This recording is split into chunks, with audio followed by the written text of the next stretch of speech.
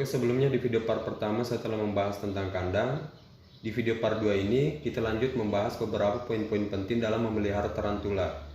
Poin berikutnya yaitu kelembaban yang dibutuhkan oleh tarantula. Kelembaban tarantula berbeda-beda berdasarkan jenis dan habitat.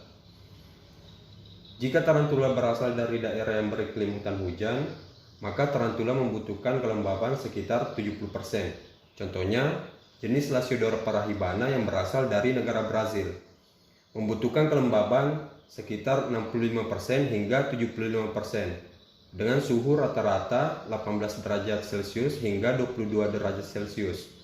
Dan apabila tarantula yang berasal dari daerah kering, maka kelembaban yang dibutuhkan cukup 50%. Contohnya, Brachypelma bohme yang berasal dari negara Meksiko yang membutuhkan kelembaban 50% hingga 60% dengan rata-rata suhu 25 derajat Celcius hingga 30 derajat Celcius. Untuk menjaga kelembaban, kita bisa melakukan misting secara berkala seperti ini.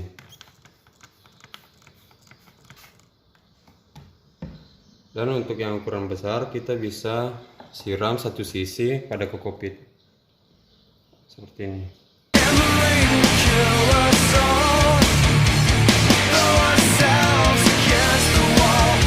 Ini untuk menghindari agar tarantula tidak dehidrasi, dan jangan juga terlalu becek karena itu bisa berpengaruh buruk pada tarantula seperti munculnya kutu dan jamur. Dan yang paling terakhir perlu diingat, tarantula tidak butuh dijemur seperti halnya reptil. Poin penting berikutnya yaitu substrat yang digunakan biasanya kokopit. Selain menjaga kelembaban dan sebagai alas, kokopit juga berguna mengurai kotoran tarantula. Jadi, yang perlu dibersihkan yaitu sisa pakan yang bisa berisiko mengundang lalat ataupun semut. Poin selanjutnya yang sering dipertanyakan yaitu pola makan tarantula. Pemberian makan harus disesuaikan dengan ukuran tarantula itu sendiri. Jangan sampai lebih besar dari ukuran perut si tarantula. Jika masih kecil seperti ini, kita bisa berikan ulat Hongkong 2 hingga 3 kali seminggu. Nah, itu dia langsung makan.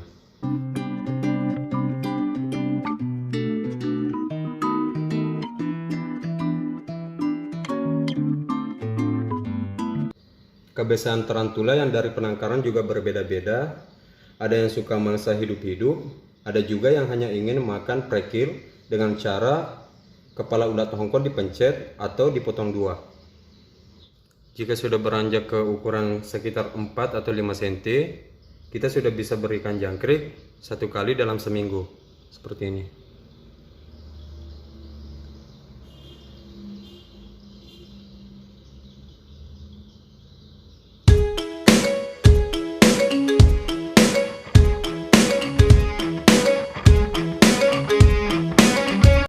Untuk tarantula seukuran seperti ini, kita bisa memberi 3-5 ekor jangkrik dalam 1 kali makan.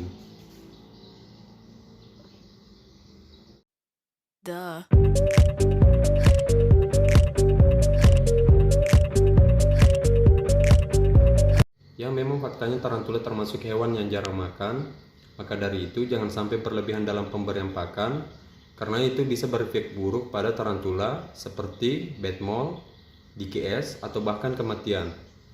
Ketika perut tarantula sudah mulai membesar, hitam, dan bulu mulai rontok pada perut, itu tandanya kita harus berhenti memberikan pakan.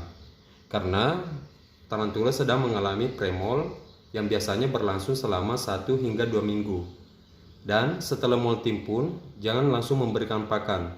Berikan waktu 5 hingga 7 hari sampai taring mengeras dan kondisi tubuh kembali kuat.